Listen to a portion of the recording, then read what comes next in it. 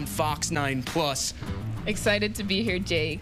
This is arguably the biggest match that has been played in TCO Stadium history. We mentioned it, Maya. Postseason implications all around in this match. Both these coaches telling us this week these are the types of matches players live for. Exactly, and I agree. These big matches are what players need in order to grow as a soccer player. Both Aurora and River Light, are going to have to fight hard for every minute of play in order to have that experience they need for playoff time and even professionally, as I know that is a goal for a lot of these ladies here tonight.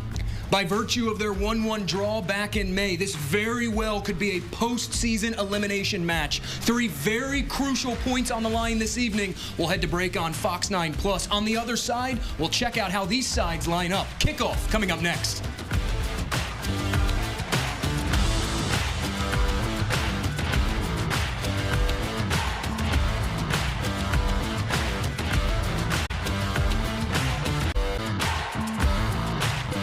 Back on Fox 9 Plus, all set for kickoff at TCO Stadium this evening. A beautiful evening for soccer. A chance now to look at how these sides will line up. We'll start with the home side, Minnesota Aurora FC, donning their brand new Lumina kits here at home. It is a 4-2-4 formation for first-year head coach Colette Montgomery as we look at the starting 11 presented by St. Paul College. A couple of changes. A changed 11 this evening for Montgomery and staff. Casey Laurie slotted in the back 4 along with Nicole Norfolk, Alicia Donnelly, and Khalees Barton.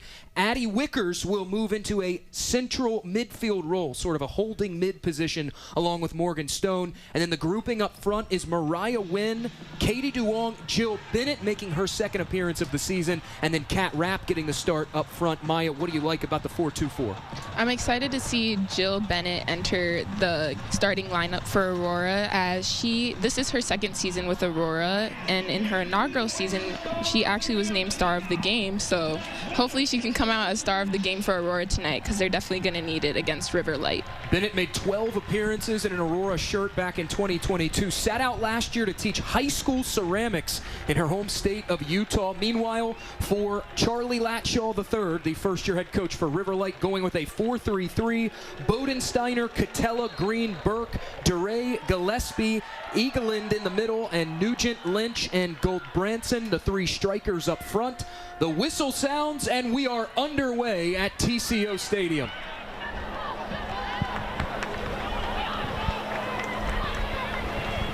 Duong, little flick on, was looking for Kat Rapp there.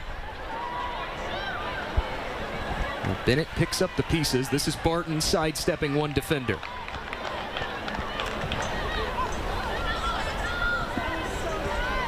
Having this 4-2-4 formation, it makes them super powerful on the attacking end. As you see, they are already on the River Light side. These two teams matched up back in May. It was a 1-1 draw. River Light scored the opening goal of the match. Neither side found the back of the net in the first 45 minutes. As Kat Rapp plays this into an empty space. Short clearance here for River Light. And headed back on by Duong. Last game against Rochester, Rapp had one of the goals for Aurora early on. And Colette had mentioned that sometimes when you get those early on goals, that could be the worst thing that could happen for a team. Lights will have the throw on this near touchline as Ella Burke tosses it in, and immediately Aurora will force a turnover near the midfield stripe, and trying to counterattack, Kat Rapp runs into a wall of blue. This is Gillespie in the middle, tangled up there with Wickers, and now Wickers comes up slow, immediately grabs her face.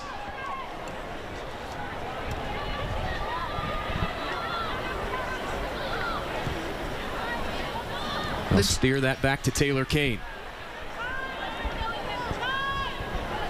Taylor Kane had 2 saves the last time they met up against River Light. A turnover here.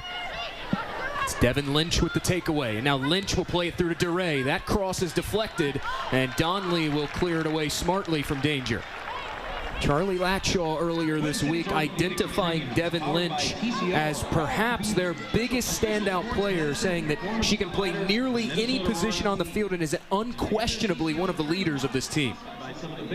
Yeah, she stepped up for this team in a big way every time they needed her.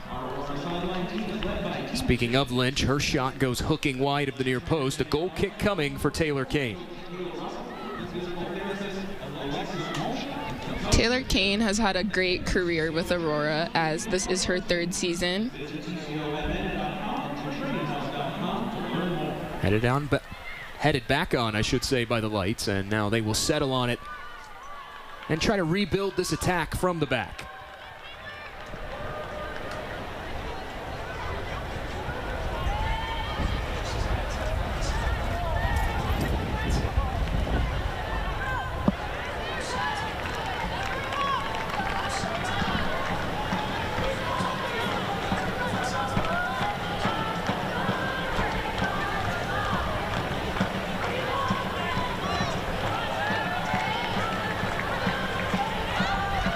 Deflected off the shin pads of Casey Laurie. Riverlight quickly takes the throw, and Devin Lynch gets tangled up. Well, coming out of a crowd with it, at least for a moment, that was Ella Burke. Another throw coming here for Riverlight, coming off a 4-0 win away against RKC Third Coast. The match was stopped in the 64th minute due to severe weather.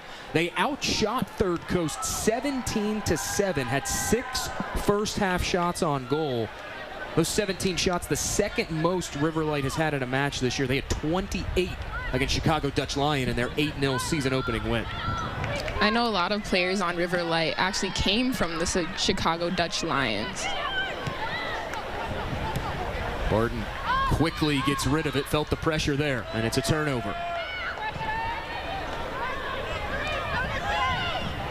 Riverlight asking early questions of this Aurora defense. Hooking that one to the back post was Egeland, and she couldn't keep it in the end line. It is a goal kick upcoming for Taylor Kane.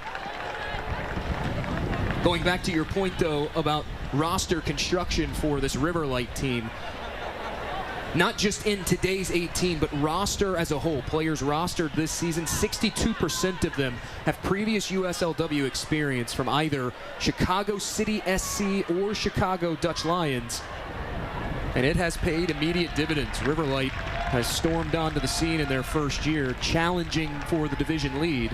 Meanwhile, Aurora, the reigning division champs, will have a throw in.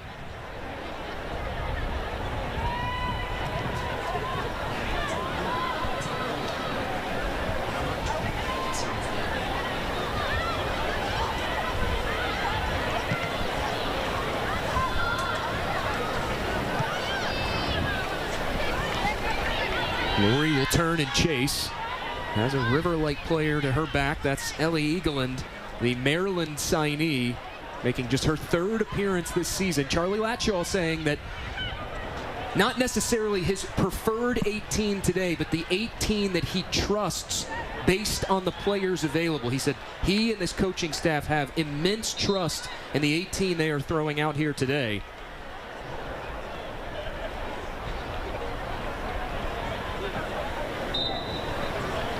He also touched on how the team is just super blessed to even be in this stadium here today, and he just loves to see the growth of women's soccer. Latshaw and Colette Montgomery for Aurora. Very similar mindsets there about goals of growing women's soccer, women's sports, and going back to that point that Latshaw made, he said teams at this level are blessed to be able to play in front of crowds like we have here tonight at TCO Stadium. He compared Aurora to an NWSL team, saying, hey, there are some NWSL teams that are not drawing the types of crowds that Minnesota does. Very complimentary of Aurora as they go through the middle. Glancing header from Wynn. DeLong starts, stops, lofts one through the middle, and gloving that down is Blythe Braun, the FAU Owl. Turned in a 3-save performance against Minnesota in that 1-1 draw back in May. Today's Delta Dental of Minnesota Kids Group brought to you by the leading dental benefits company, Delta Dental. Starting amoral health habits early in life. I like that Dwan challenged the keeper there because the finishing is a big piece for Aurora here tonight. If they can finish on the goal, it should be in their favor. DeLong will pick up the pieces for Minnesota, now plays it back to Stone.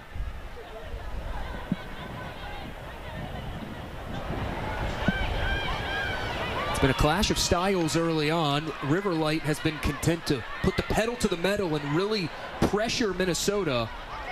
We will have a throw in on this near touchline. Meanwhile, Aurora seems to be still going through that feeling out process early on here in this match. I know last match after the game, Kat Rapp had touched on the team hoping to play as hard as they can throughout that full 90 minutes. So hopefully that they're able to pick that up in this first half.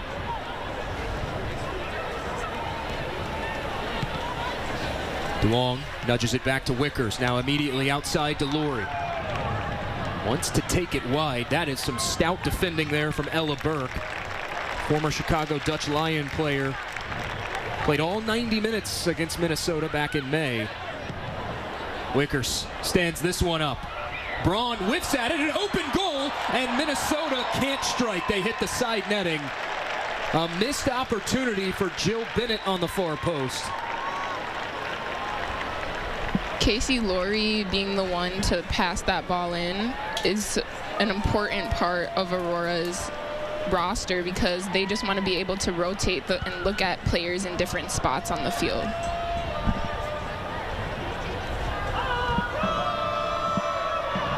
Aurora now with their trademark high press, trying to force Riverlight into a turnover. And they do. It's Stone with the takeaway. Morgan Stone, one of the best defensive midfielders in the USLW, and she is so good at that, forcing turnovers in the midfield. She went to Boise where she played 6,409 minutes and holds the program record for the most games played by a Bronco, which was 95. Donnelly sails this one forward. Was hoping to find the flashing Mariah Wynn, instead finds the gloves of Braun.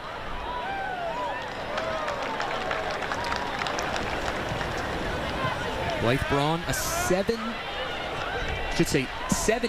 save percentage, 1.14 goals against average this season. Has been fantastic in net. There's a poor pass for Stone and a turnover. Egeland will take it away. Egeland calls her own number and Taylor Kane parries that one away at the last second. What a chance on the move from Ellie Egeland. Yeah, that was an amazing save by Kane with the sun in her eyes and all. Egeland actually graduated high school this year and is committed to play for the University of Maryland and is getting to be able to play in that Big Ten play, which is a high level. So having these games are so important for her to gain that high level of play experience. First corner of the match coming for Riverlight. They have piled up the corners this season, 26. Lynch sails this one in, headed it in. The opening goal of the match goes to Riverlight. They have unlocked the contest 10 minutes in.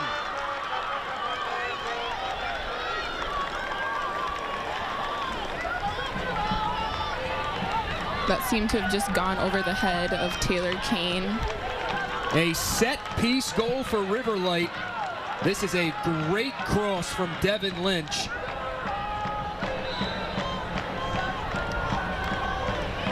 This is a testimony to what Riverlight's head coach had said about Lynch, saying she stepped in a big way every time they need her.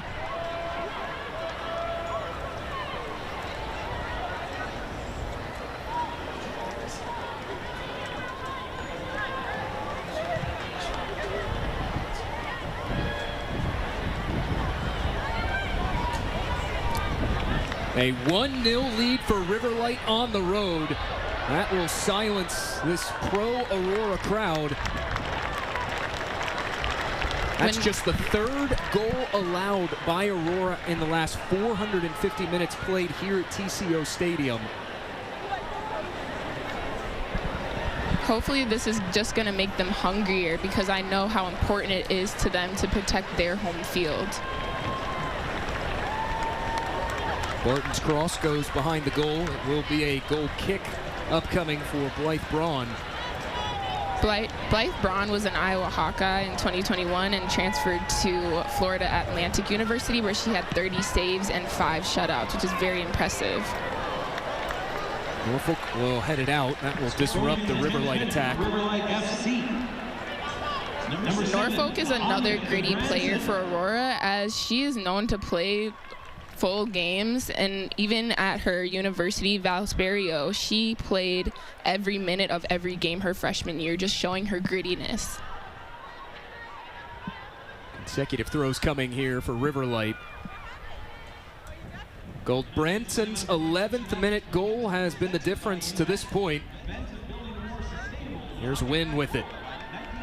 Tries to get past the outside back, and Burke cannot.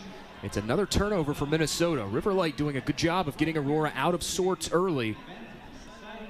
This is an area that one of these teams has struggled in and one of these teams has excelled, and that is points dropped from winning positions versus points gained from losing positions. Riverlight this season comes in having dropped 5 points from winning positions this season. That is tied for the second most in the USLW. Meanwhile, Aurora tied for the 14th most points gained from losing positions. Aurora has done a solid job of rallying. In fact, all time they are 4-2-3 when going down a goal. They've earned at least a point in 4 of their last 5, as we have a foul against Riverlight. The last time these two teams went to head-to-head, there was 17 total fouls in the game, so we'll probably see a lot of that tonight.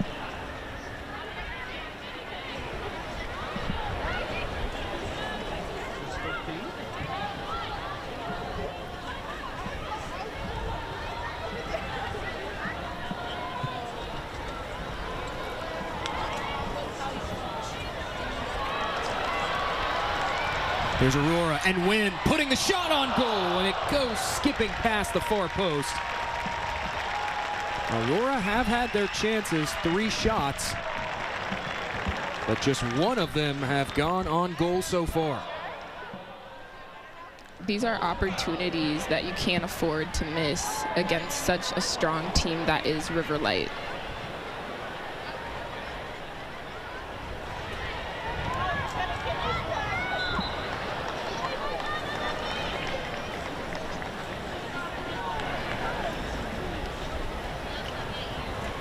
Lights will have a free kick just a step inside that far touchline. Another foul whistled for, this time against Minnesota.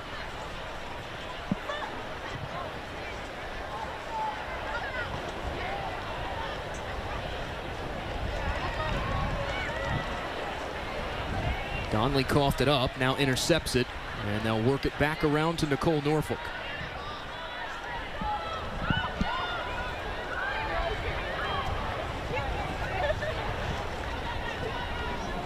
Stone was looking for Cat Rap, couldn't find her. Now here's Devin Lynch trying to muscle Casey Laurie off the ball, and we will have a whistle and a foul against Lynch.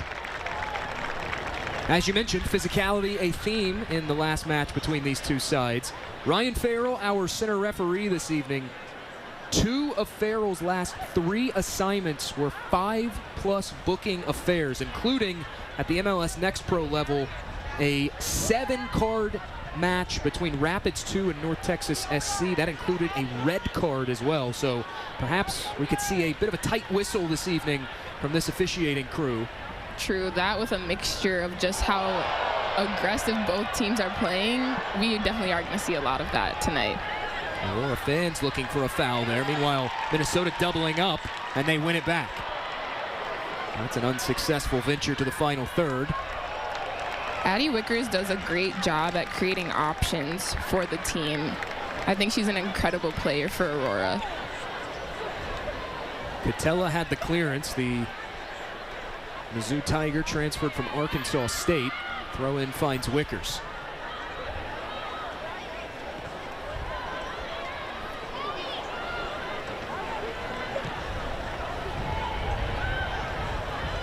On to Stone.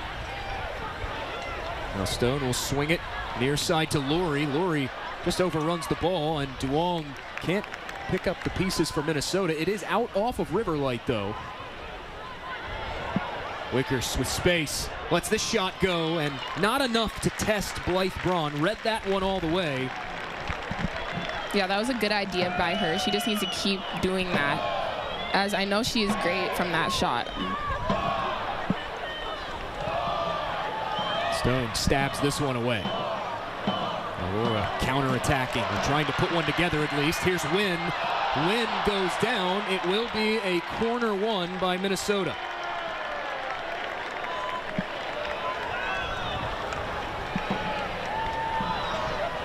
"35 corners this season for Aurora, who led the Heartland last year in total corners.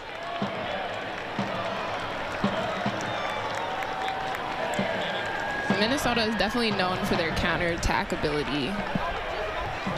Long hovers over it, headed away by Riverlight. Norfolk sidesteps Devin Lynch. Minnesota will have another throw. This one coming from right about in front of the substitution area.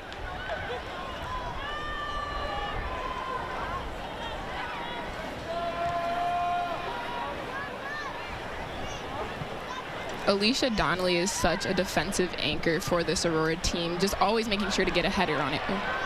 DeLong couldn't get around Ella Burke. Make that Rachel Catella, who used the good body positioning to allow Braun a chance to pick it up.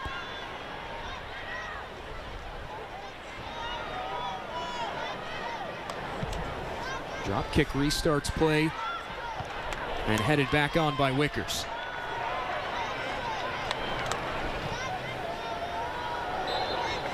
Ooh, yeah, that was a high kick to her chest. Definitely the right call by the ref. Riverlight right now not just doing a good job of controlling things in terms of the score, but they are not allowing Aurora to do what we normally see them do, which is connect passes through the middle and build. Minnesota trying to play more of an aerial game, and similar to what we saw Thursday night, Maya, they're not having exact success doing that. I know Colette had touched on that briefly as well after the game, saying Rochester made them fight for every point they got. This one played across goal.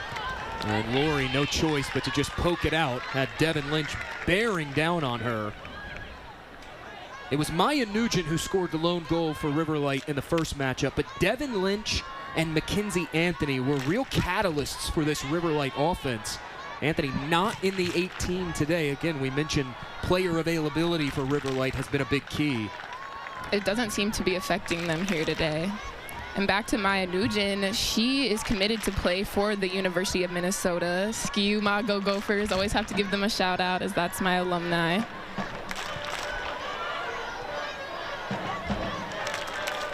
Stone couldn't hang on to it.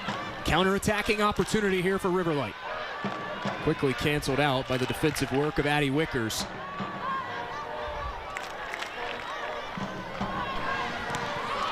Wynn goes to ground, timed her challenge well, wins it back for Minnesota as Duong has it.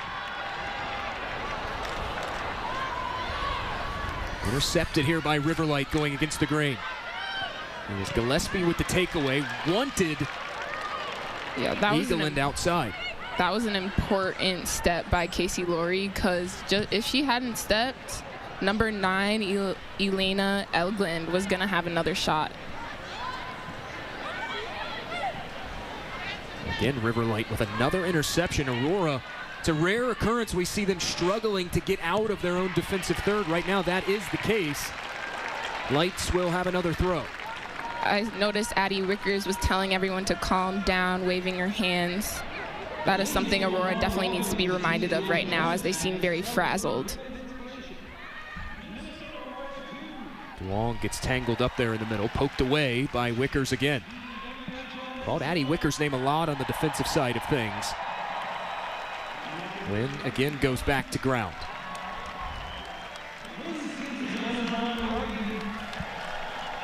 Braun tried the clearance and instead shanks it out. Minnesota will have a throw in a decent area here. Yeah, they need to take advantage of every play, because especially since they are down 1-0, every play counts. Laurie's throw finds Mariah Wynn. Back to Laurie. Now back to Wynn. Laurie sends a cross in, headed away. A whistle, and there will be a free kick awarded to Riverlight. Third foul Aurora have been called for. Going back to your point, already 5 total fouls in this match. Last match, Aurora had 9 fouls, whereas Riverlight had 8 fouls. That just shows you how much both these teams want to win this game.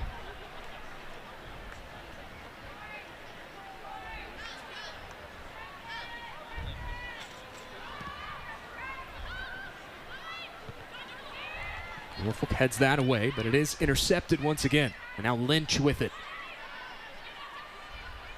Lynch has it stuck in her feet. Connects finally with DeRay.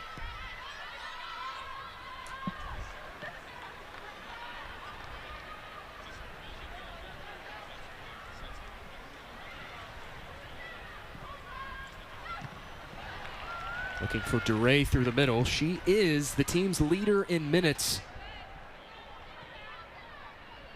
Played nearly every minute this season has Olivia DeRay, the second-year player, former Chicago City player last year.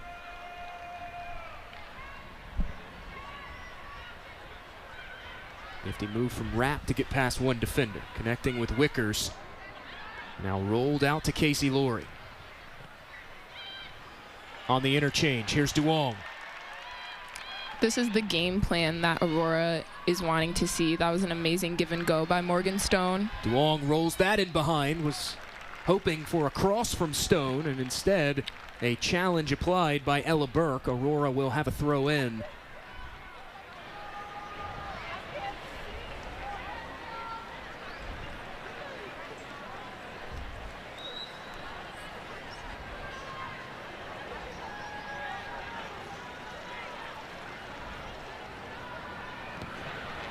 Laurie stands this one up, and the flag is up offside for Minnesota Aurora.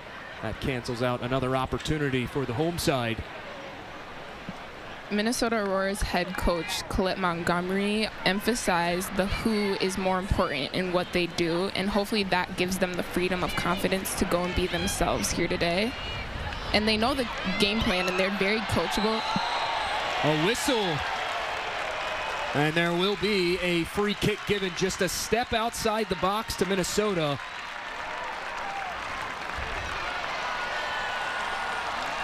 Seems to be some arguing going on.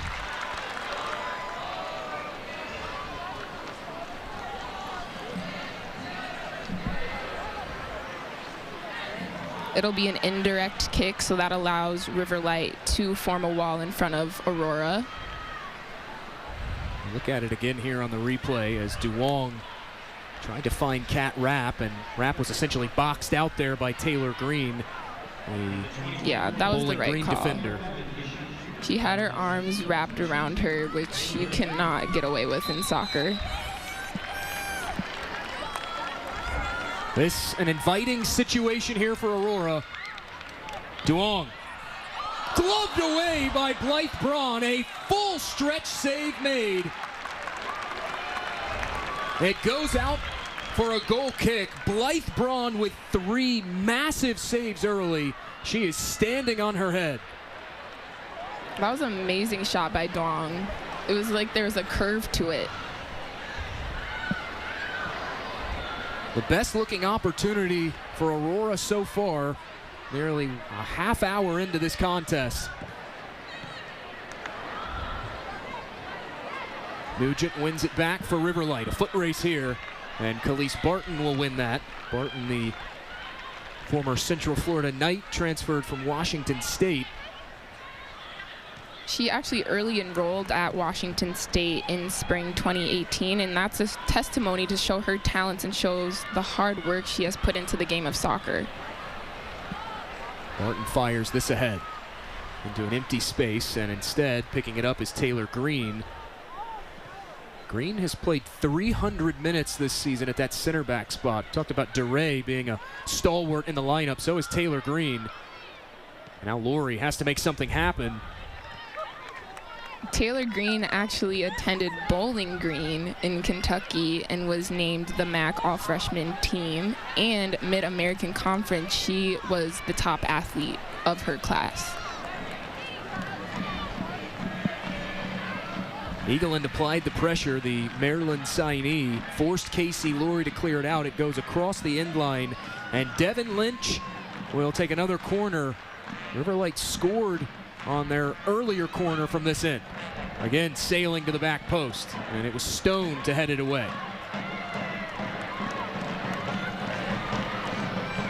Great pressure from Bennett.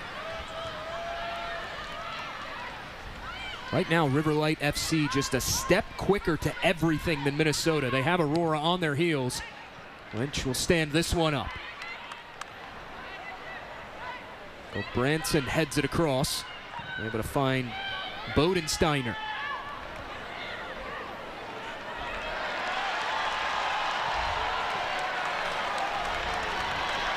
Here's Wynn with it. Not many options going forward. As Cat Rapp and now Wynn pressing for a turnover. Wynn maybe could have taken a few more touches and maybe tried to take on a defender 1v1. When you have no options, that seems like the best option. There's Lynch with plenty of options. And out comes Taylor Kane to end the opportunity. A smart read from Aurora's keeper in orange. Great communication between her and Donnelly, as sometimes you don't always know if your goalkeeper is there, so that's why communication is so important.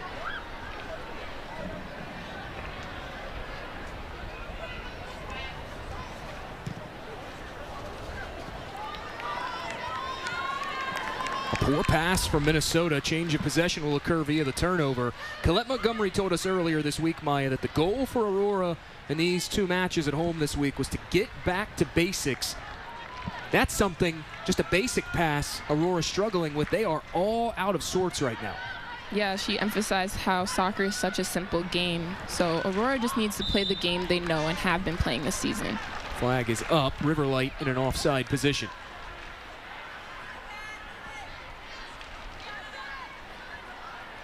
So far, I feel these teams are very evenly matched, but it feels like River Light has more chemistry and are in unison with their pace.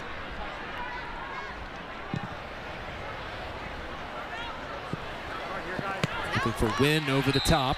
River Light saying that was out, and officials concur. Throw in on this near touchline. Wynn just seems to be getting unlucky this game. She has been a top goal scorer for Aurora in past seasons and even in the recent matches. So hopefully she can bring that here tonight.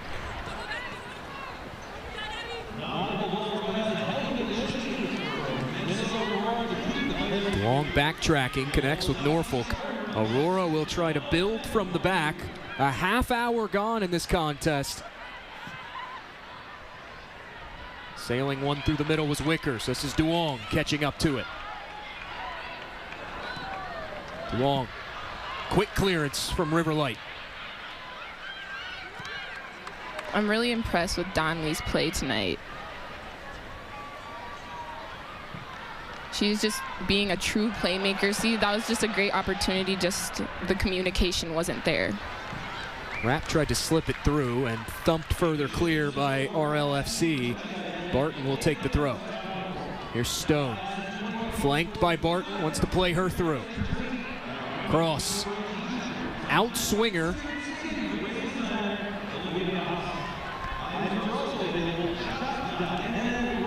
There's Duong cutting it back in. Now Duong into the middle. It's loose. Stone deposits it home. That's what I like to see. Duong's creativity there just secured that goal for Aurora. Morgan Stone, in her 6th appearance of 2024, has opened her goal-scoring account. As you just saw, the players saluted her as she is a captain, and that was one of the celebratory things they had practiced that Mariah Wynn implemented. This is a great ball from Katie Duong. Again, hooking one to that back post. Thought she had Rapp. Instead, it's Morgan Stone leveling this contest in the 32nd minute. In Aurora's first season, Stone scored 5 goals, and one was featured as number 9 of ESPN SportsCenter Top 10. That just shows you how talented she is and how she is a true playmaker for Aurora. This pro-Aurora crowd had been so quiet since that 11th minute goal from Anya Goldbranson. And 21 minutes later, the captain, Morgan Stone, comes through. It is a new ball game here in Eagan, Minnesota.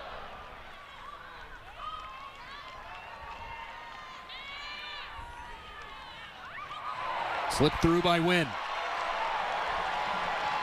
Wynn now with a head of steam.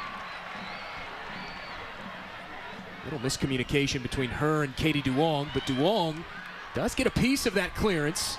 And it's won back by Wynn. Now Duong has a go of it, and that will drop right into the gloves of Blythe Braun. Duong needs to keep up with these shots from the left field because one is bound to make something happen, as we just saw.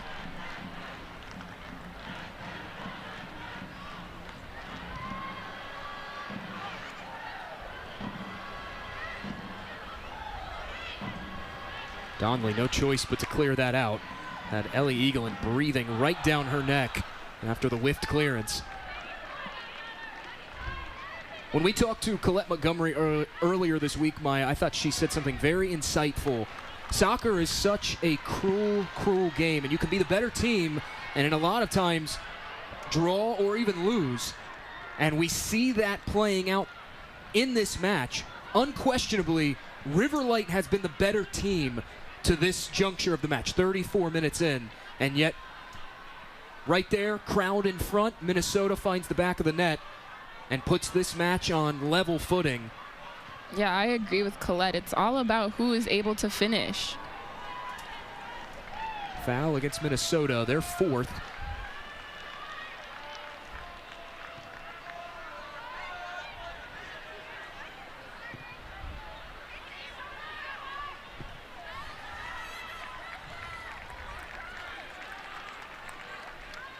Change of possession. Aurora will have the throw in right in front of their own technical area. And Laurie's throw finds Norfolk. Pressure coming, and it's won back by River Light. The young Maya Nugent applying the pressure there, the high schooler. Aurora's backside has been making me nervous, as I feel they may be taking too many touches in that back line right there. Especially against a team like River Light, that doesn't seem like the best option. Stoppage whistled for a handball.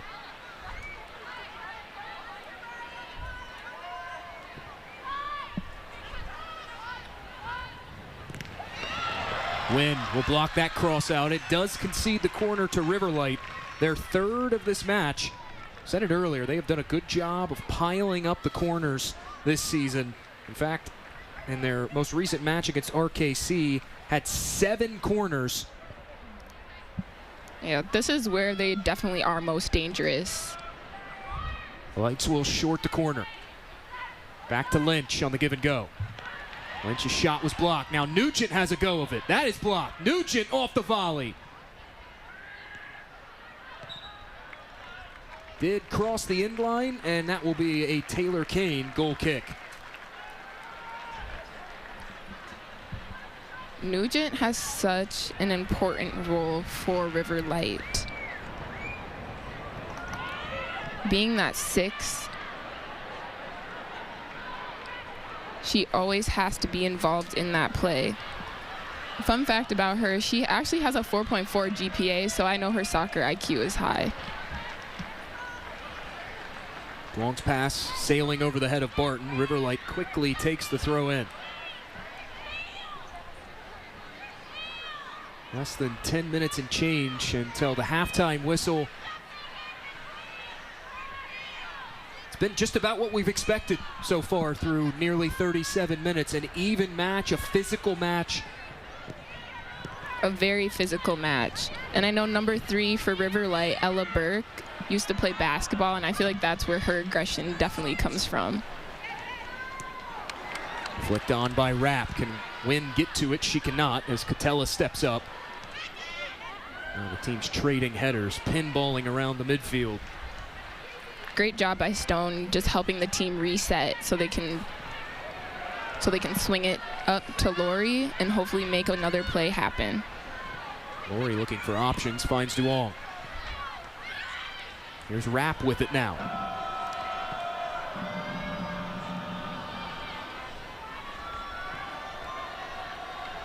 Worked over to Bennett.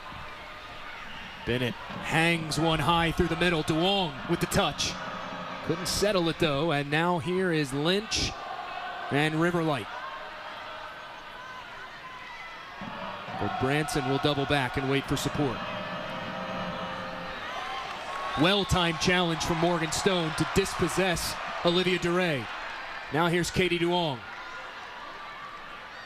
Duong looks to roll that one in behind and cannot. Finds the end line, and that will be another goal kick.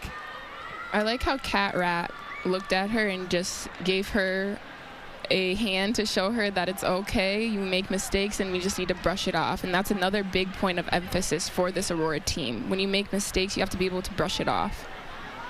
Katie Duong has some high-level experience under her belt, not just playing at Stanford, which, as we know, is thought of as a powerhouse program in the Olympic sports realm, but also 6 career points for the U.S. U20 national team at the CONCACAF U20s a few years ago. And she was recently selected in the 4th round by the Portland Thorns in 2024 NWSL draft and practiced with the team. So she definitely gained a lot of skills from that. There's Bennett. Bennett has a defender in her hip pocket. Give and go from Rapp to Stone. During trainings this week, I noticed Bennett would stay after on the field and practiced her shots. Aurora and Mariah Wynn pleading for a foul there as Wynn got tangled up with Ella Burke on her run through the middle. Official says play on.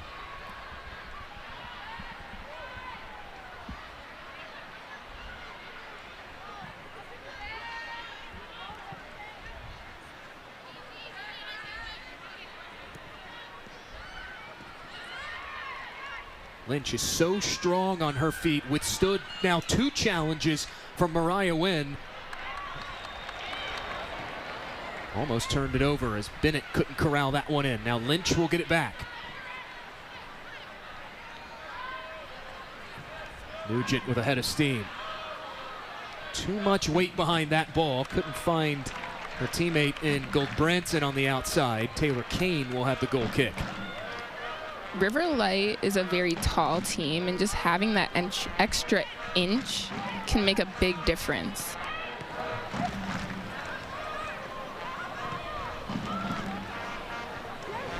Glancing header from Wynn.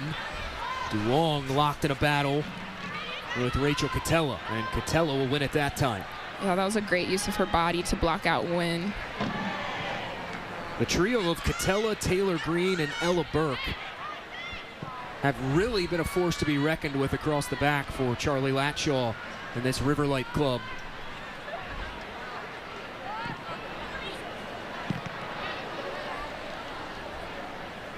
Gillespie heads it on.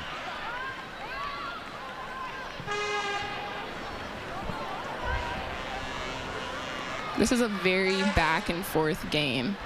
Both teams have had pretty much the same amount of opportunities. It's just about who is able to finish. Nugent, great job to keep it in that touchline on the far side. Able to win it back. Now here's DeRay. Swings it to Lynch. Lynch going one-on-one with Lori. Lynch cuts it back. Cross gets off. Traffic in front, and Taylor Kane will make the grab.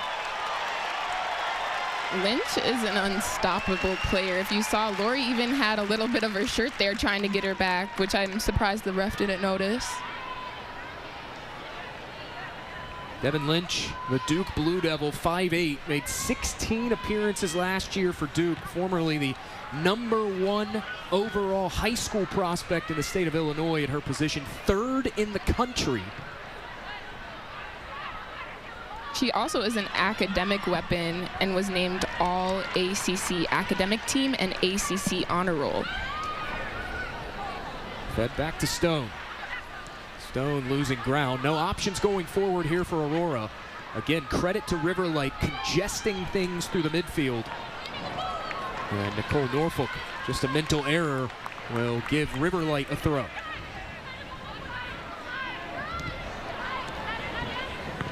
Back to Burke, flick on, and short clearance from Addie Wickers.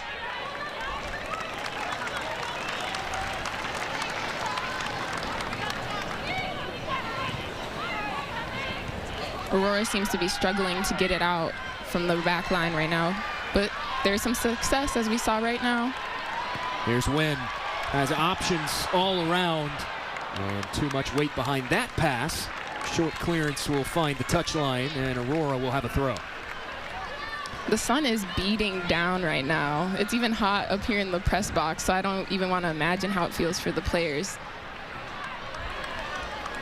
Barton with the takeaway, and will smartly play it back to Taylor Kane. Aurora's bread and butter is building from the back. Colette Montgomery has talked time and time again this season about the options that gives them going forward. Here's Duong, one of those options. And now Stone. That finds an empty area and will be a goal kick.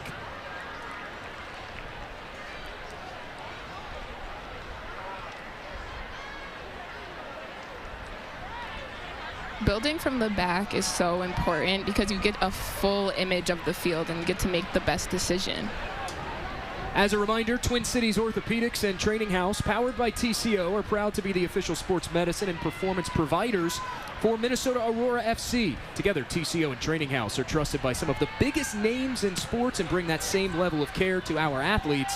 Our sideline team is led by team physician Dr. Christine Heikes, as Aurora trying to connect with Kat Rapp, and that's cleared away. Athletic trainer Danielle Armstrong, sports performance coaches Kayla Russell, and physical therapists Alexis Moshley and Kelsey Majerus. Thank you, TCO and Training House, for being a part of our team. Visit tcomn.com and traininghaus.com to learn more. That's what I like to see from Donnelly, her making that dribble all the way upfield. Stone has a hit from distance, catches the post. And it's cleared out by Riverlight. Morgan Stone nearly bagging a brace in the first half. And Blythe Braun thanking her best friend, the post. Now look at it here again. Just too short of a clearance, and Stone is a weapon from long range. Yeah, smart decision by her to take that shot.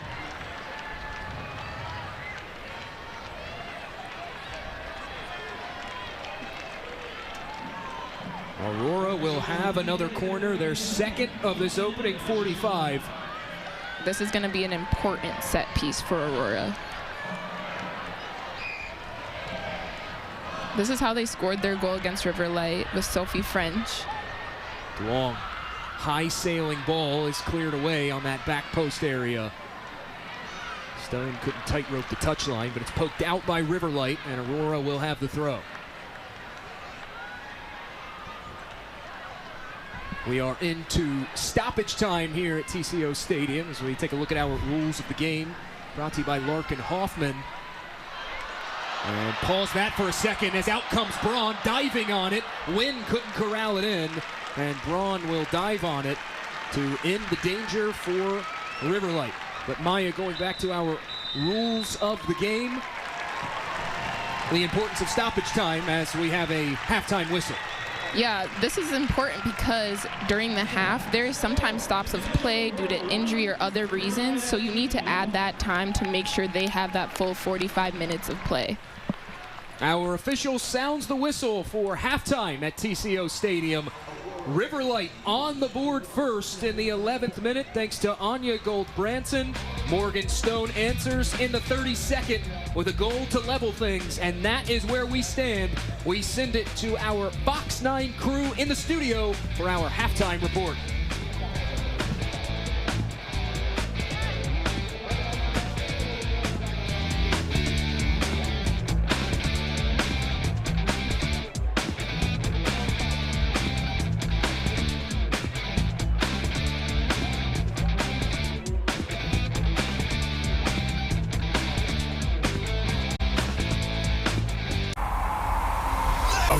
fans, you're watching the Fox 9 Plus Halftime Report. Well, hi there, everyone. I'm Tim Blotz. Thanks so much for joining us for this Aurora Halftime Report. So what's it like to be in charge of this team? Our Dawn Mitchell introduces us to Minnesota Aurora FC's new head coach and sporting director, Colette Montgomery, who's now leading the team. Minnesota Aurora named Colette Montgomery its brand new head coach and sporting director on April 8th. She replaces Nicole Lukic, who left to go to the national program as U.S. Soccer's director of talent identification. Now, Colette was given the reins in April with a season that starts in May. That's no easy task. I love challenges, that's for sure. I think that, I've never really called myself a leader. I think over time I've recognized that I have some of those giftings, but we have a great team, and that's what I love. I think that that's what sports gives us, right, is that team element. And so far, it's been terrific. It's not just me. It wasn't just Nicole when she was here. She had a great team of people around her, whether that's in the sporting staff or the front office, the founders, the community owners. Everybody's done their part to get this to where it is, and the success of this organization is that people like Nicole can go on to bigger and greater things, and we're thrilled for her and just ready to now take the organization into the next step. They say teams take on the coach's personality, and if so, this will be fun. Colette occasionally drops a dad joke or two, and she has a leadership style that includes everyone. I would say I'm a collaborative leader. I really want to have people own the environment, and I think that that plays into a player-centered environment here. We've got amazing young women that are leaders in their own right. We've got returning players who understand what the Aurora way is, and we're going to collaborate in making that the best experience we can so that we can thrive and play well and earn that USLW championship. In such a short amount of time, you talk about the Aurora way. It's already a fixture. You do have a lot of returning players. You have a lot of international players. What can you say about a team that hasn't been around that long, that has already established that? Yeah, I mean, they've created a winning tradition. They've created a place that people want to come and be a part of, and everybody that I've talked to has said, whether they've come from Italy or from Norway or from Ohio, the Aurora name is out there, and people are aware of this organization and the club, and they want to be a part of it.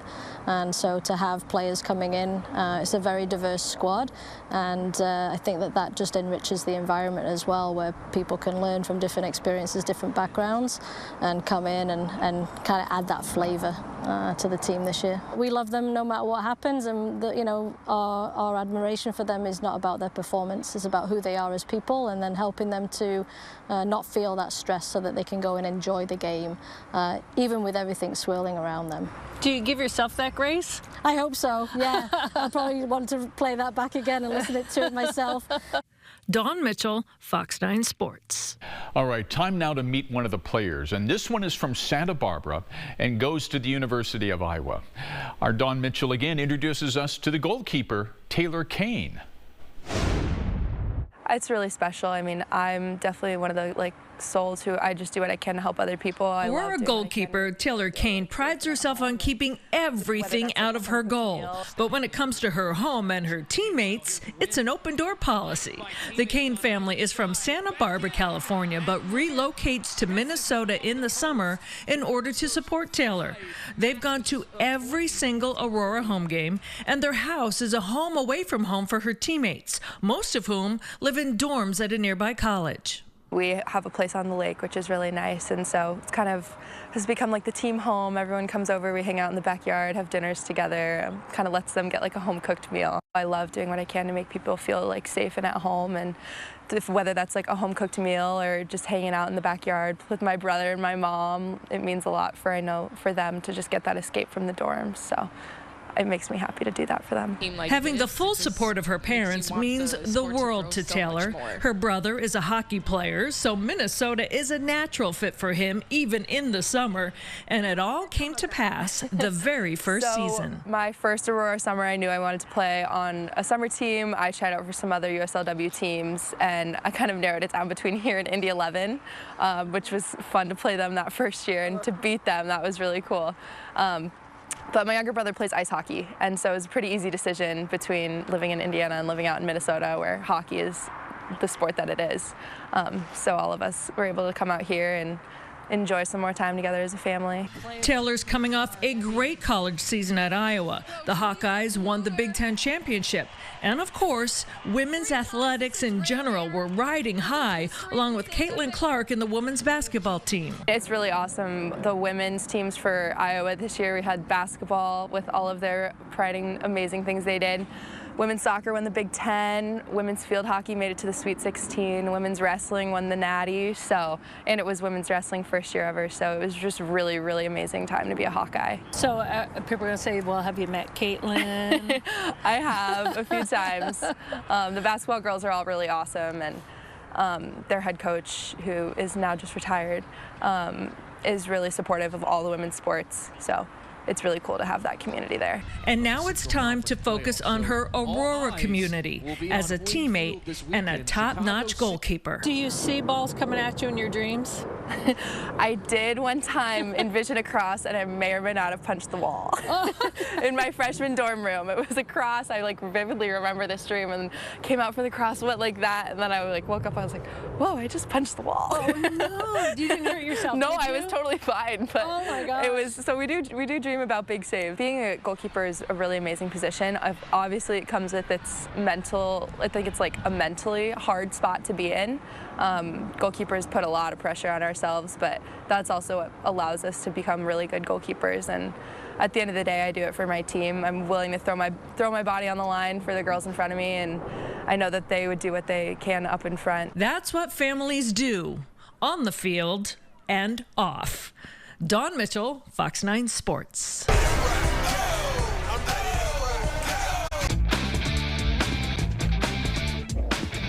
Back on Fox 9 Plus, knotted up at 1 apiece through 45 minutes of play, along with Maya Flackby. I'm Jake Griffith. Maya, that first half gave us just about everything you could want out of a match between two of the top three in the Heartland Division table. Aurora had a bevy of chances, 6 first half shots on goal, but 4 saves from Blythe Braun. That has really been the biggest story. I agree. Both teams are fighting hard every minute. I would like to see more 1v1 taking on River Light. I would like to see Aurora take on River Light with these 1v1 creativity, as Duong did in the first half, which resulted in a goal. River Light finding the back of the net in the 11th minute, thanks to Anya Gold-Branson making just her 2nd appearance of the young season. It was Morgan Stone, one of Aurora's captains, in the 32nd minute that leveled things up at 1 apiece. That is where we stand entering the second 45 minutes. Lock in. This should be an entertaining second half. These are the matches players love to play because it truly helps you bring out your creativity, your individual flair. Both teams need to maximize their productivity without wasting their efforts because it does get tiring out there. A chance to look at the Heartland Division table entering today. A couple of Heartland Division fixtures are currently ongoing. Chicago City at Bavarian United kicked off at 6 p.m. Central Time. City finds themselves at the moment at the top of the table with 13 points. Aurora right now nipping at their heels with 11, and then behind Aurora is River Light with 10 points. Then Bavarian United with 7, Rochester with 6. RKC playing Bavarian to a 1-1 draw earlier this week, so Third Coast picking up their first point of the season, and Chicago Dutch Lions still seeking their first point of 2024. They're really missing the players that left and went to River Light, and this is an important game for both River Light and Minnesota because this will help their chances in the standings to get to that playoff match. RKC taking down Chicago Dutch Lion. That match kicked off at 3 p.m. Central Time. So RKC now with 4 points, gaining ground quickly on Rochester FC. Aurora will head to Rochester for the second leg of the Hot Dish Derby this time next week, or Thursday of next week, I should say. Look at our current weather here in Eagan, Minnesota, just outside the Twin Cities, 73 degrees, 12-mile-an-hour winds. It's been a very pleasant day, especially considering earlier today really gross weather. Cloudy, rain. It has given way to a beautiful evening of soccer. Yeah, this is perfect soccer weather, and it's great that the wind isn't too much because I know that was a factor for Aurora when they faced Rochester, and that was hurting them. Alex Teta in for Riverlight FC to start the second half. The 5'11" forward. She currently attends Eastern Illinois University, having already a lot of success there. Sage Wimes on the pitch to start half number 2 for Minnesota, as is Giada Jo. Ryan Farrell sounds the whistle, and we are back underway. 3 points hang in the balance in this Heartland Division tilt. Who can come out victorious? We'll find out here in this second set of 45 minutes. Riverlight possessing it currently, and Wimes will force a throw.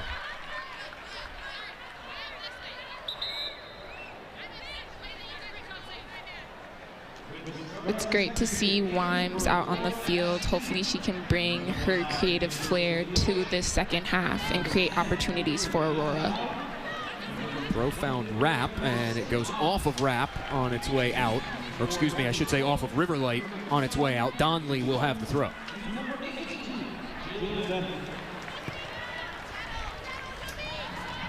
Also Sophia Bush in.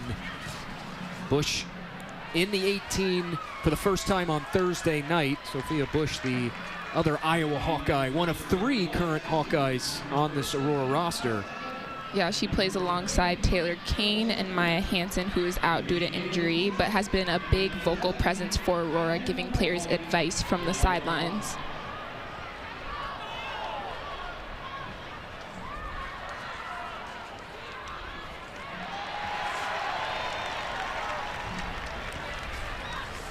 This one flicked ahead, will force a clearance from Rachel Catella. Aurora will have the throw.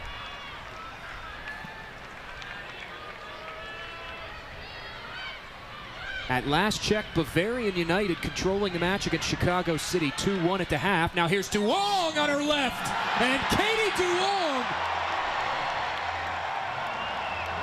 What a goal for the former Portland Thorn. It's a 2-1 lead for Minnesota, fresh out of the halftime break. Yes, great read by Duong to see that the keeper was off her line and using that left foot to just get it chipped in right behind that goalie. That was such a great shot by her.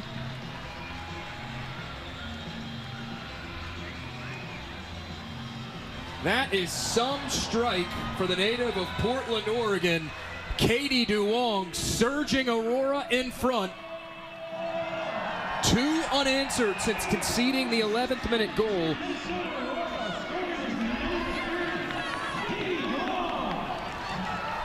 Aurora pushing for more as Bush connecting here with Wimes.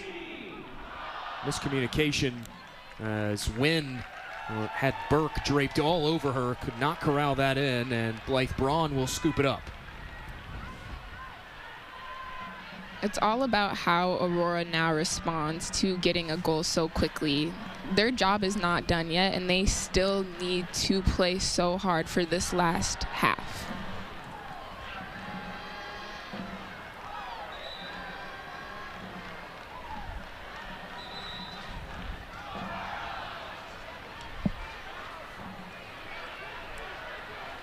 Looks like a little confusion there for Casey Laurie as Riverlight will actually have the throw on that far touchline. It is promptly won back by Minnesota. As Joe weaving through defenders.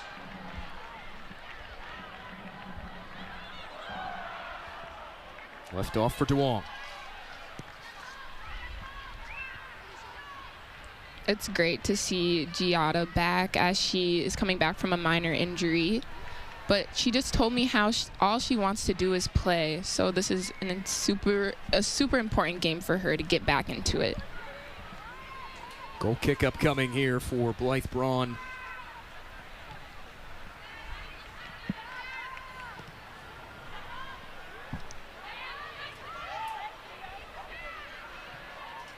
It is Bella Shop who is in goal for the second half for Riverlight FC as Burke will step up with the interception. Wow. Full head of steam here. A counter-attacking opportunity. Testing Kane, and Kane will parry that away. Nice looking shot from Ellie Egeland. Already has struck once as the Long Grove, Illinois native. Very dangerous for Aurora being in that situation. Look at this shot again as Kane read it well, but just had to bat that one down. That really tested Taylor Kane. Kane will pick up her third save of this match. Sometimes that's what you have to do, like head coach Colette had said for Aurora. Soccer is a simple game.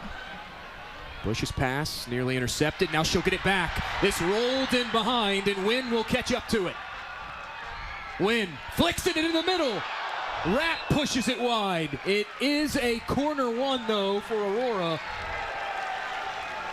Rapp truly put her body on the line trying to get that goal for Aurora.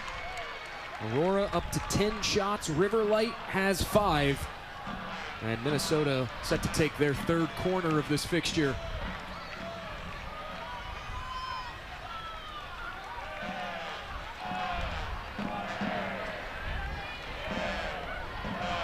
Long hovering over it. In swinging ball to the back post. Too much behind that from Duong, and Wynn just got handcuffed with it. It will be a Bella Shop goal kick. It seems to have been the Wynn that carried that ball further than the Aurora players were, but it's nice to have a player be in that back position for when cases like that do happen.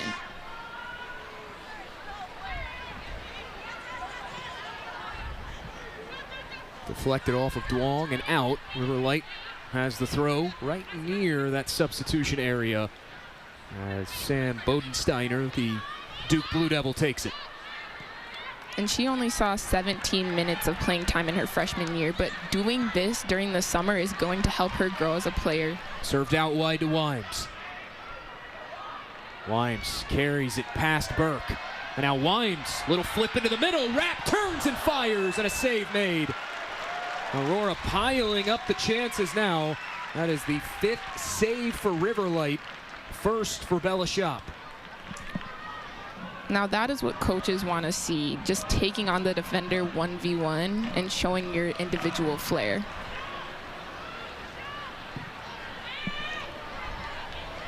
Back forward they go. This is Bush. And now Joe. We mentioned it in the Rochester match, Maya. It was very evident that Minnesota was missing that midfield creativity from Giada Joe.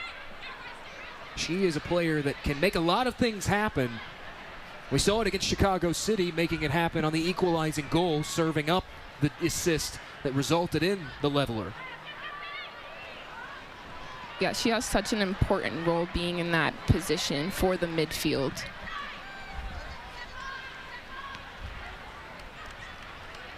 Starting to notice a bit of a tactical change here for Minnesota as well, as we're starting to see Alicia Donley, who just had it a moment ago, pinch further up from that outside back spot, and now Wickers has shifted more back. At one point we saw Duong also covering back for Alicia Donley. And I know Alicia Donley had been practicing in that mid-defensive role, so to see her now on the outside, let's see what she's able to make happen. Wimes' pass through is blocked out. Now a flick back on for Sage Wimes. Forces a clearance from Riverlight. Aurora will have the throw. So far, it's been a tale of two halves. Riverlight were the better team out of the gates in the first half. Testing Minnesota early. They were rewarded with an 11th minute goal, but since coming out of the halftime dressing room, Minnesota has changed things around. Now here is Riverlight going against the grain. Tried to take it past Nicole Norfolk, and Norfolk having none of that. Played back to Stone. Going back to you saying during the locker room time, like there's been a big change since they got in the locker room, and I know that Aurora's head coach Colette emphasized that they know their game plan, they just need to execute it. Rory goes over the top. Wynn was tangled up with Burke again. Those two have been going at it on the outside today. Ella Burke and Mariah Wynn. That has been an excellent battle to watch play out.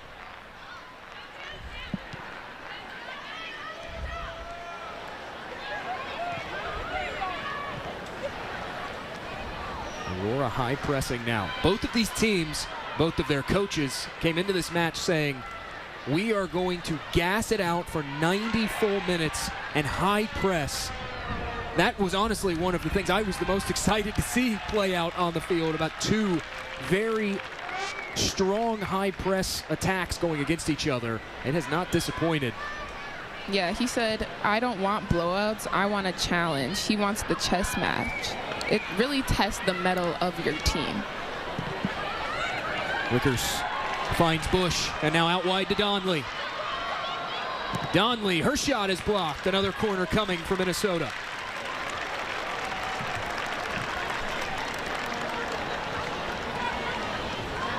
Donley began to transition to that D role in 2022. Prior to that, she was a forward, so she's not new to trying to score.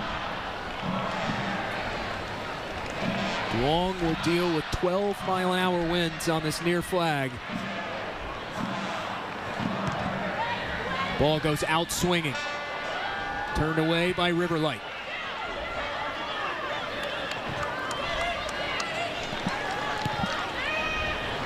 Played forward to Zhou. Zhou tried to slip it to herself, and it was intercepted by the Lights. Lynch, little miscommunication, thought she had Bodensteiner in a different area than Bodensteiner was. Change of possession will occur via the throw-in. Visit joyegan.com for more details. That's joyegan.com.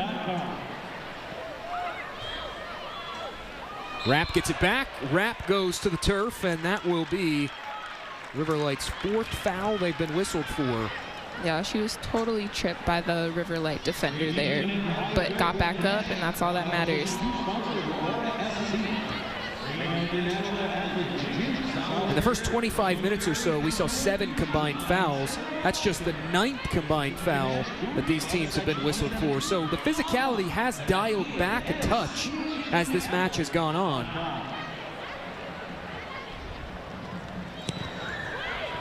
Long stands one up to Donley and heads it high and over the bar.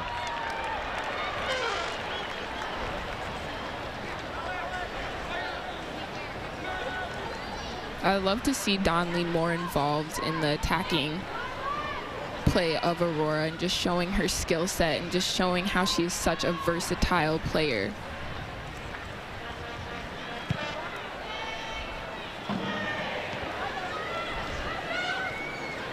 Rapp glances it back down.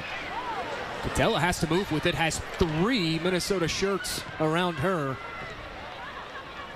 She was able to do just that. They clear it forward, but it is out, and Minnesota will quickly take a throw.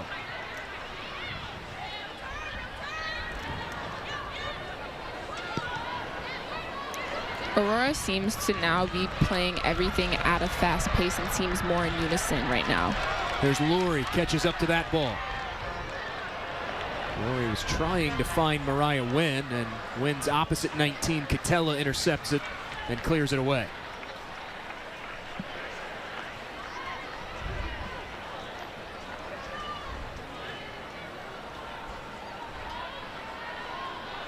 Laurie coughs it up, midfield turnover for Minnesota, promptly won back by Norfolk.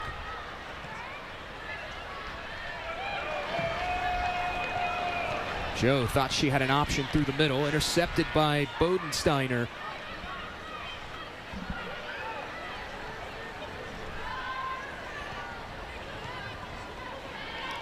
Now Riverlight's able to reset and try and make something happen.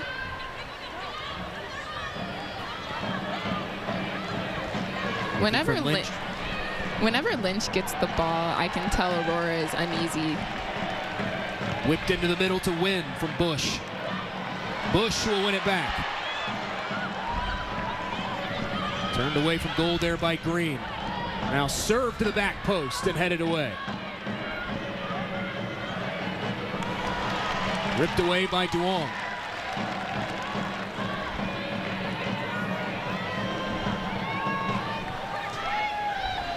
Duong goes forward to Bush, now laid off to Donley. Donley's ball goes skipping into the middle, and a dangerous ball is gobbled up by Bella Shop. That's a heads-up read by Shop. as that was promptly in the most dangerous area. The ball has seemed to be in River Light's half for a majority of the second half so far.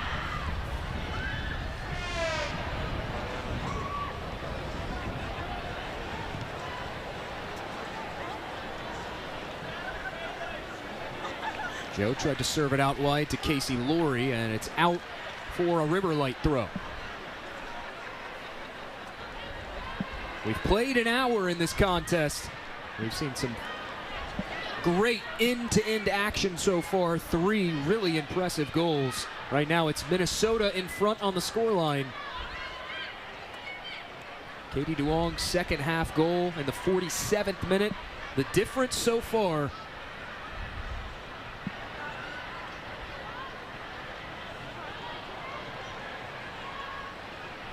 Poor place for a turnover if you're Casey Laurie. Nugent and the Lights attacking.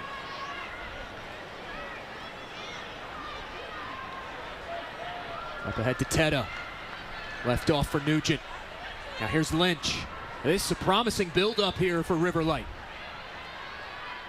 Branson, the Lights goal scorer, with it. That ball falls through. Charging forward for the shot is Burke, and it goes high. I would have liked to see Branson challenge Donnelly a little more right there and see if she could get past her. Oh, looks like they're fighting over the ball. I remember those days of watching soccer, and when the ball comes into your area, just fighting the other kids trying to get it.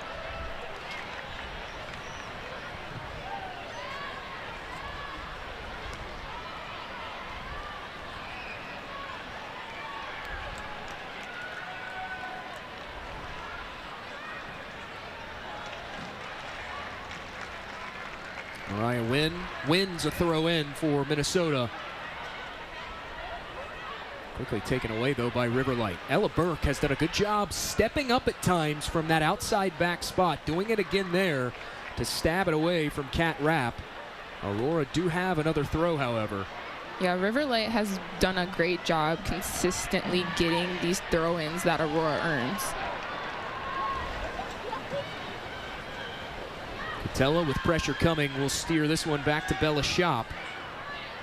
Shop, another one of these River Light players with previous USLW experience. One appearance last year for Chicago City in goal.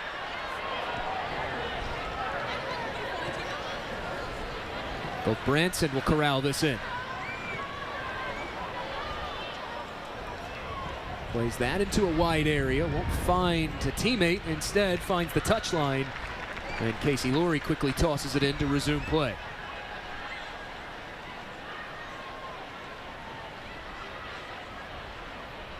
Whenever Aurora has been getting pushed, they push right back, and that is a testimony to their grittiness.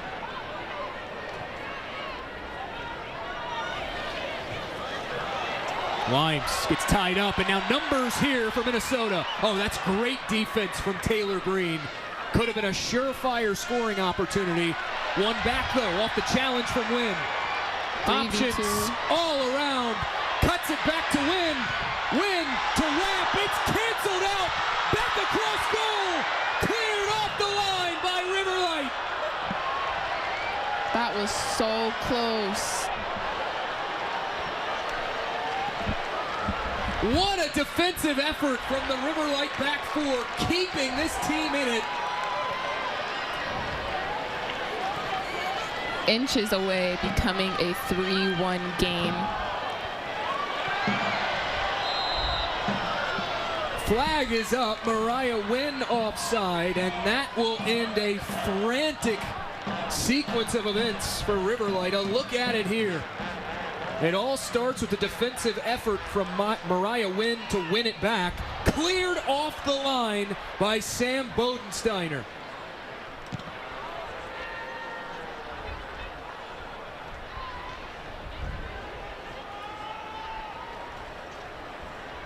Aurora did not give up on that goal. They were so close. They just need to keep going with these opportunities.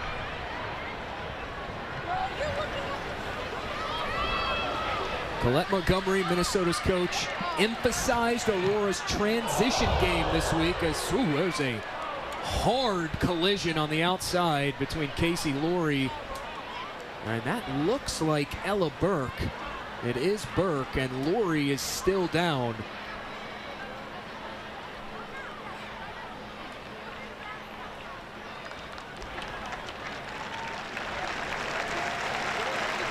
Yeah, sometimes you need a moment to just be able to catch your breath after a hard hit like that.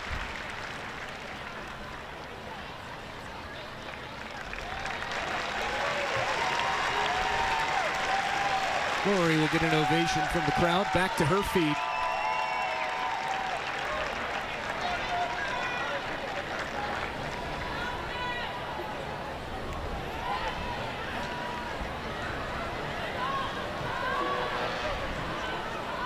Nugent back to Duray.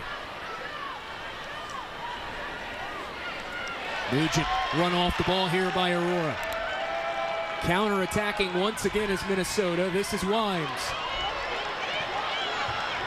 Wimes will take it deep, and Wimes goes down. Official says play on. Despite the pleas from Aurora for a foul, they do get a corner for their efforts.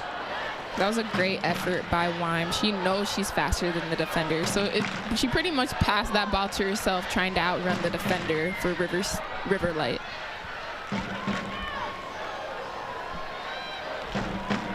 Sixth corner of the match coming for Minnesota.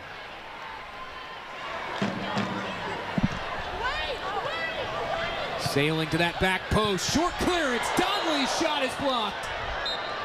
And a whistle and a foul against Wynn will end the chance for Minnesota. Duong has been an essential part for corners for the Aurora team.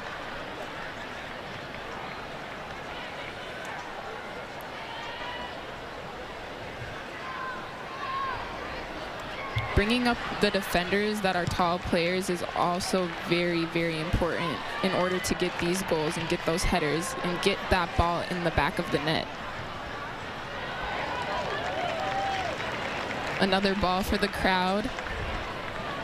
A huge result to make you aware of going final just seconds ago in Milwaukee. Bavarian United has upended Chicago City atop the table as we have a whistle and a foul. 4-1. A huge blow delivered to the current league leaders entering today, meaning Minnesota, if this result stands, could propel themselves atop the table in the Heartland for the first time this season. That is a shocking scoreline out of Milwaukee. That's a testimony to what Minnesota's coach Collette had said. Soccer is a cruel game. You may be the better team, but it's about who's finishing. Looks like there's some substitutions. Aurora will make one change. River Light will make two, as Ellen Person, the Illinois Fighting Illini, and Sophia Skubish will come on. And Julia Sattler enters for the first time today for Minnesota.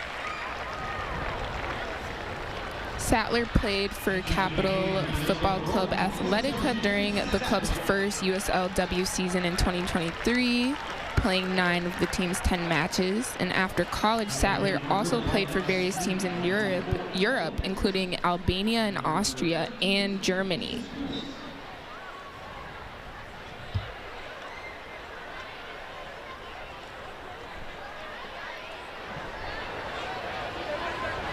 The ball finds the head of Casey Laurie. Headed back on by Joe and flicked back away by Rachel Catella.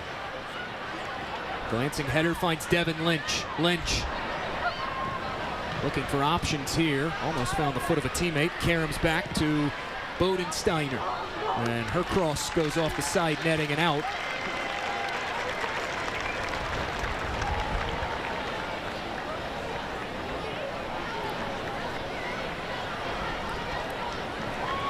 Riverlight needs to be able to maximize this productivity, because when they make these runs and they're not able to finish, it is wasting their efforts, and it gets so tiring out there.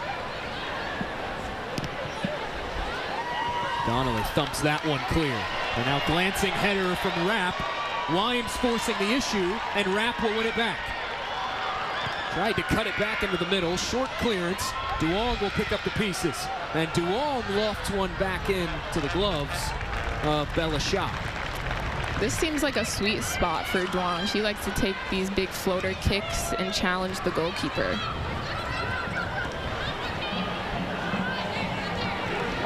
Lynch sidesteps one challenge from Donley.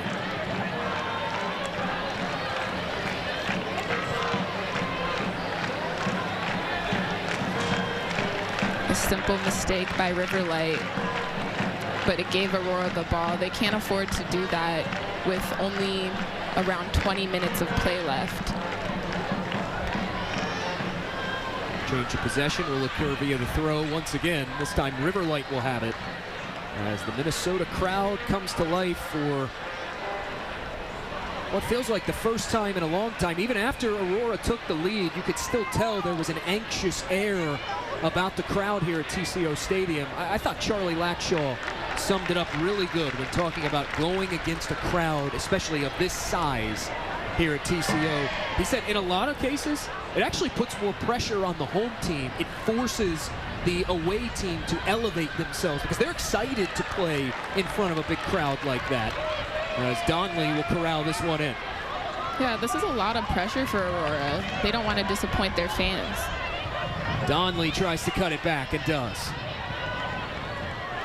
Cuts it back to the outside. Serves one up in the middle. It's Wimes. Off the volley, the shot is blocked. Donley has been making some big plays for Aurora tonight. Wynn tried to flick that past the defender. It's a handball.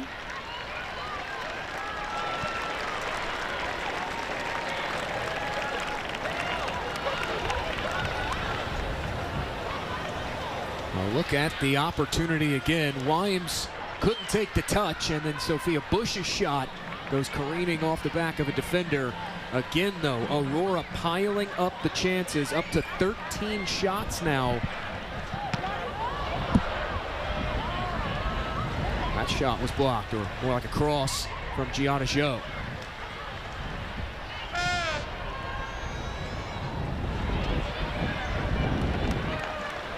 Casey Lurie will toss it in from the far touchline. This is the most I've seen Casey Lurie on the pitch, and I think she's doing an incredible job. Lurie making just her second start of 2022, or 2024, I should say.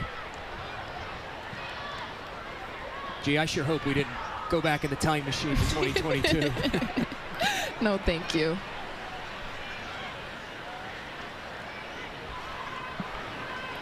Ball finds the foot of Alex Teta. First time we've really called her name this evening, and she will win a throw for Riverlight. Teta's such an impressive player. OVC newcomer team selection, second team pick as well in the Ohio Valley Conference. 7 points for the Eastern Illinois Panthers. I'm surprised we haven't seen more of Teta, but also when you get less playing time in a game, it's harder for you to find your rhythm.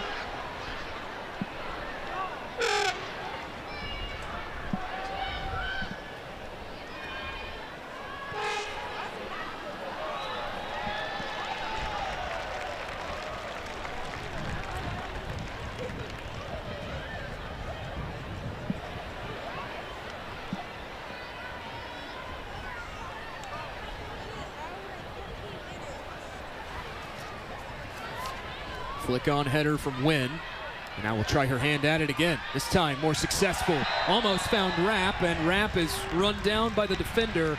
That will be a free kick for Minnesota outside the 18.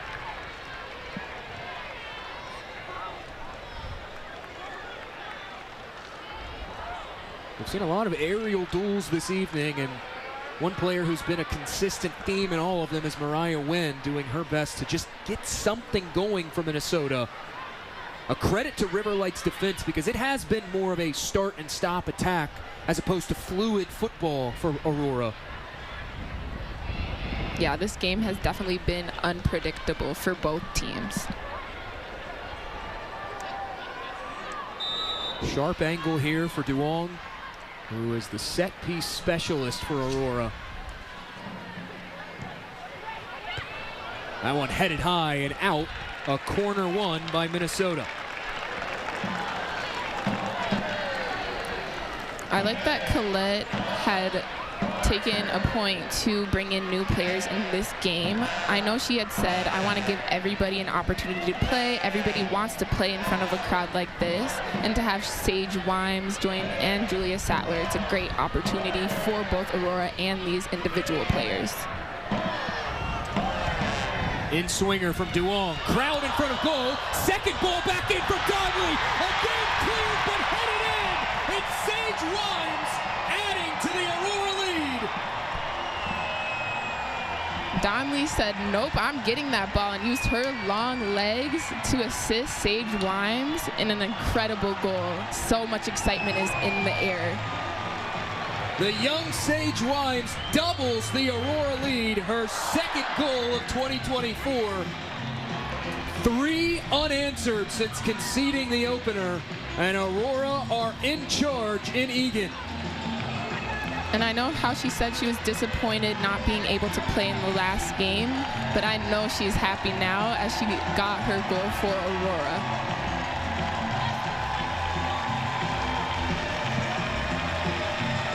Aurora making 2 changes as Rami Rapp and Tess Wirtz sub on. Riverlight countering with the 1. Victoria Adams on for the first time this evening.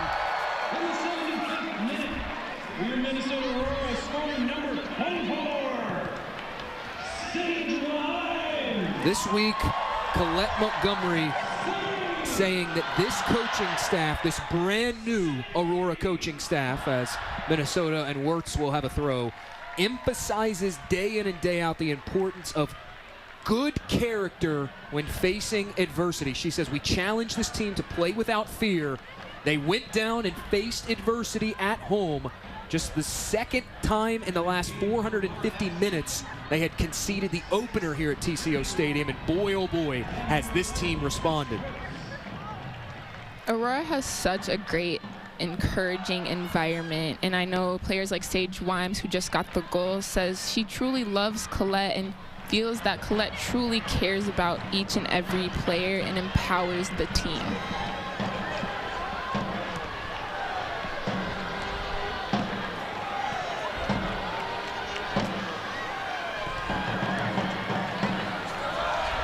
Fans will proud to announce that the attendance for tonight's match is 6,053. That was the right call. A whistle and a foul. Adams wins the free kick. Announced attendance, 6,053 in attendance at TCO Stadium, the largest crowd Aurora has played in front of this evening. That is simply impressive to think. About almost 6,100 people coming out on a Saturday evening to watch pre-professional women's soccer. In the words of Charlie Latchall III, that Minnesota Aurora, they have something special brewing up there in Minneapolis. Each and every player on the Aurora team always has one thing to say about the fans, and is how great they are and how they just hope they're able to play in front of them. At first, they didn't have a lot to cheer for through those first 30 minutes or so, and then Morgan Stone found the back of the net, and since then, they have had a lot to be excited about. They definitely found their spark and their creativity, and just need to keep playing hard throughout the final minutes of play. Adams works that back to Green. Intercepted by Joe. Numbers here for Minnesota. Canceled out there by the challenge from Riverlight. Pressure still back on though for Aurora as Joe weaving through the defense. Served back out wide. This is Rami Rapp.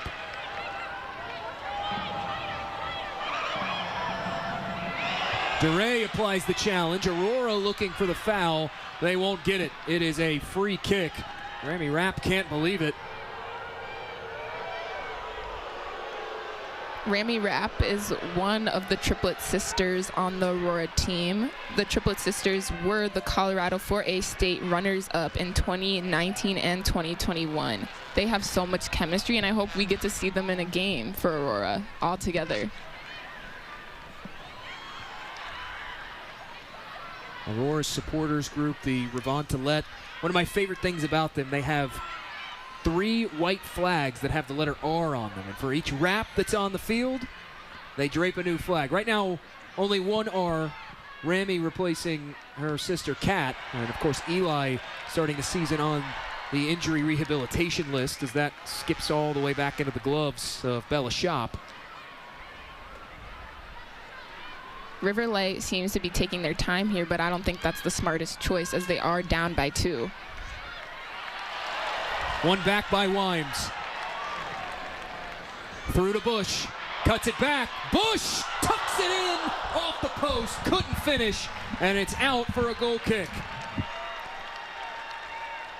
It seems she wasn't really able to get her head up there to really clearly have a great shot of the goal. Bush just tried to tuck this short side on Bella Shop. And the post says no.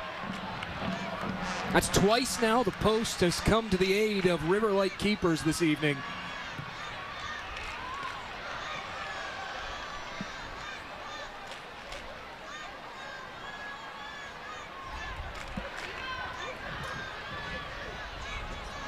River Light plays from deep, hoping to make something happen. Their transitions have started to get slower. This is not this team we saw in the first half. It seems that they may be getting tired, more frazzled, as they know that Aurora has the control right now. Wimes with another interception. Here goes Aurora building on a counter. Wirtz gets to her right and uncorks a shot that sails wide. Wirtz is from Portland, Oregon. She went to Utah State University. Last year, she played with South Georgia Tormenta Football Club alongside Kaylee Chambers, who is on the bench right now for Aurora. She's known to make impacts when entering a game. Her freshman year at Utah scored her first goal for the Aggies' first match. Guided all the way back to Taylor Kane.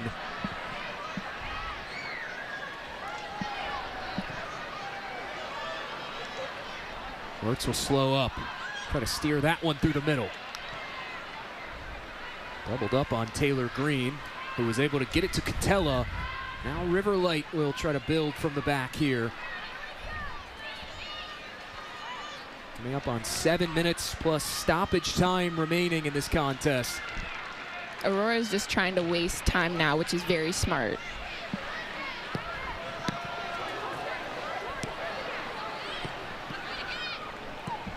Number 5 for River Light, Victoria Adams is in. And she was born in 2008. She's 16 years old and 6'1".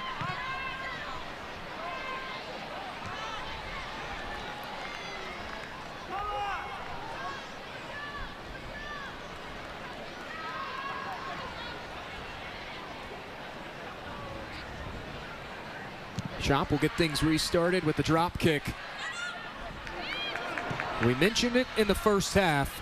Aurora have been simply incredible when rallying from a deficit. The 14th most points gained from losing positions this season in the USLW. And if this result holds, that would move them up to 5 points gained from losing positions on the campaign. That would be the 3rd most in the entire league. Only Oakland Soul and Olympic Club have more. Soul have 7 gained from losing positions as Lynch cuts it back to the outside. Her cross is intercepted and cleared out by Rami Rapp. River Light will have a throw. 2 more changes set to be made by RLFC. Shayna De Silva, the DePaul player who made 11 appearances last year. And Evan Shakora, who is signed to Winthrop, former club teammate with Ellie Egeland, and both of those players will come on. And here is Victoria Adams. Charlie Latshaw, very complimentary of Victoria Adams. She is the #1 rated high school player in the state of Illinois for the class of 2026. He said, when you watch her play, it's apparent she's one of the best players on the pitch, even at this age. Called her arguably the best young player in the USLW. Yeah, she's a player I was super excited to see out here tonight. Wimes will flick this one out wide. Here comes Minnesota, but Tess Wirtz in an offside position. I thought Aurora had gotten over their offside calls, but as this second half comes to an end, it seems to have been now 2 offside calls. Yeah.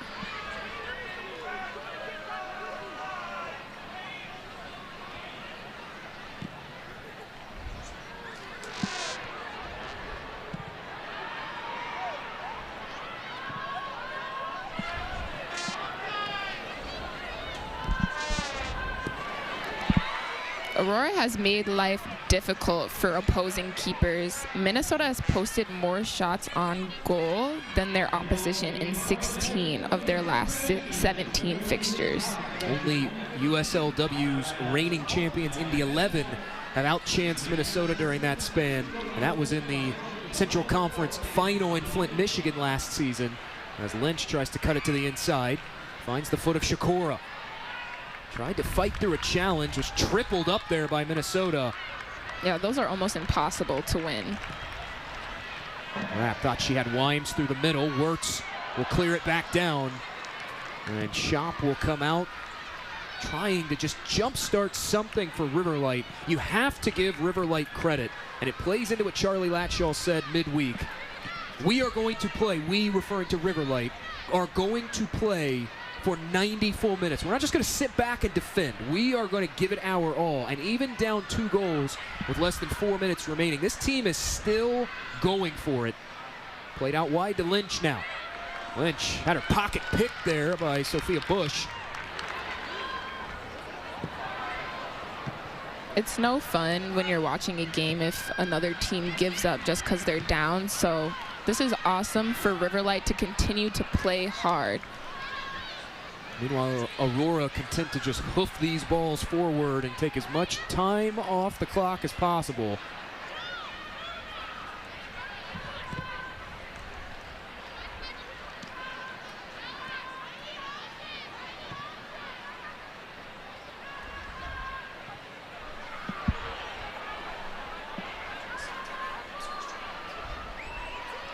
Left off on the corner. Nice move. Played back in the middle. Shakura on the doorstep. And Riverlight have pulled one back late. Oh, it's not over yet. They need to move quick if they want to make another goal happen.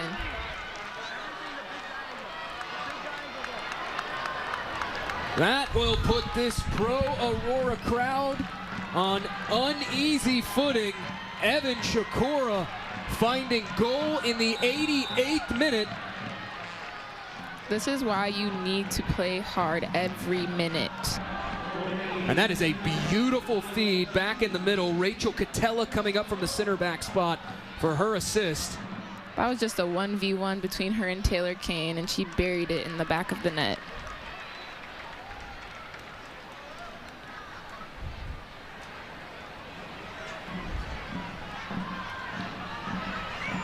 As a reminder, Twin Cities Orthopedics and Training House, powered by TCO, are proud to be the official sports medicine partners and performance providers for Minnesota Aurora FC. Together, TCO and Training House are trusted by some of the biggest names in sport and bring that same level of care to our athletes.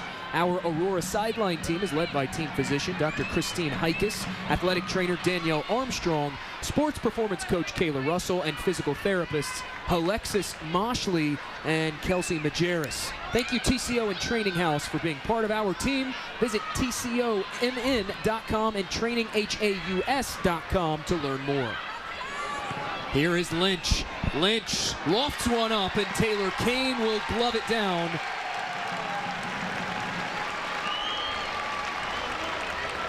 trying to waste as much time as possible, just laying down, but also trying not to do it overboard where the ref makes a call.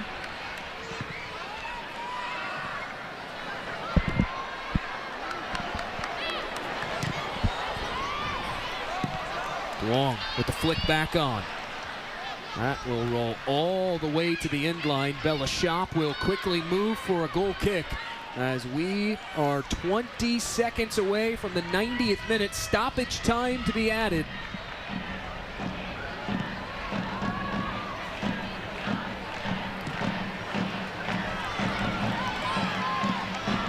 It is down to the wire for River Light. If they want to make something happen, they need to make it happen now. And it looks like there's 2 minutes of stoppage time added, and that is probably due to the injuries that we saw with Casey Laurie. Here is River Light and Devin Lynch carrying it forward. Can they find something at the death? A whistle, and they say a foul against Devin Lynch. And she is not happy. As we look at our Larkin Hoffman rules of the game, Maya, going back to stoppage time, though, what is the importance of stoppage time? This is a period of time that is added to the end of the half in instance of injuries such as what we saw with Casey Laurie in this second half. And you need to be able to have that full 45 minutes of play for it to be fair. So that is the importance of the stoppage time. Once this season, as we have a whistle and a foul against Aurora, once this season, River Light has been on the wrong end of a result at the death, dropping all 3 points to Chicago City in the 90th minute at home. Can River Light pull a rabbit out of a hat on the road? Aurora trying to bleed as much clock as possible. Rapp will head to the corner. Adams knocks it out of play. It will be a throw for Minnesota. Referee checks the watch.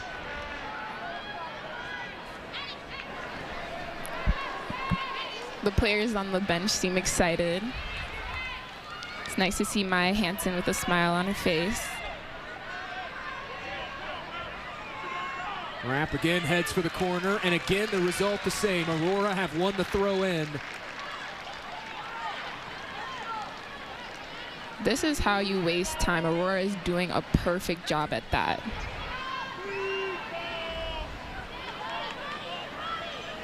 A tie-up ensues. Now Wimes is in there. Across the end line, and a corner won by Minnesota. One would have to think that would just about do it. Our player of the game, star of the game, presented by the Star Tribune, Alicia Donley, for her efforts across the back. The whistle sounds. Full time at TCO Stadium. Aurora, in the return match against River Light, picks up a hard-fought 3-2 result and propels themselves back atop the Heartland Division table. Alicia Donley with a big smile on her face. Doesn't even know she won star of the game yet. Definitely earned it. The Ohio native brought her all, being a huge playmaker for Aurora tonight. This was everything you could want from a top-of-the-table tilt. Goals early, goals often, big saves, physicality. This felt like the playoffs. Minnesota improves to 4-0-2 on the season. River Light drops to 3-2-1. We will head to break on Fox 9 Plus, but stick around. The post-match report when we return.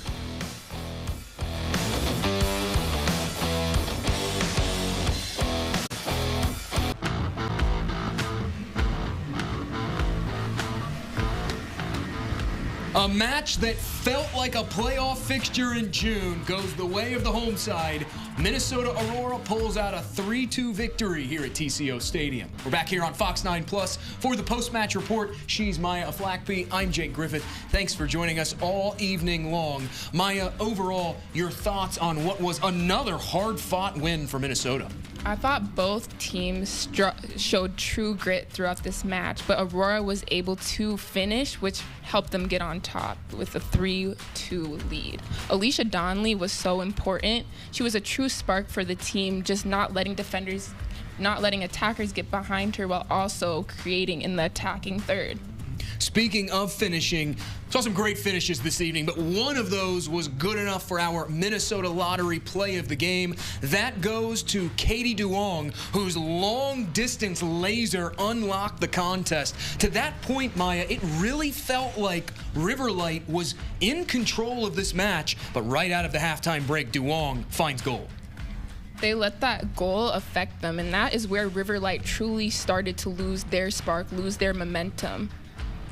With that goal, Minnesota went ahead 2-1. They later, as we mentioned, went on to win 3-2. A chance now to look at the charity goals update for Aurora as they've added 3 more to their total, up to 22 goals scored. A reminder, for every goal scored during the 2024 season, the St. Paul and Minnesota Foundation will donate $100 to Roots for the home team. That QR code on your screen, if you scan it now, you can donate alongside St. Paul and Minnesota Foundation to Roots for the home team. 22 goals already.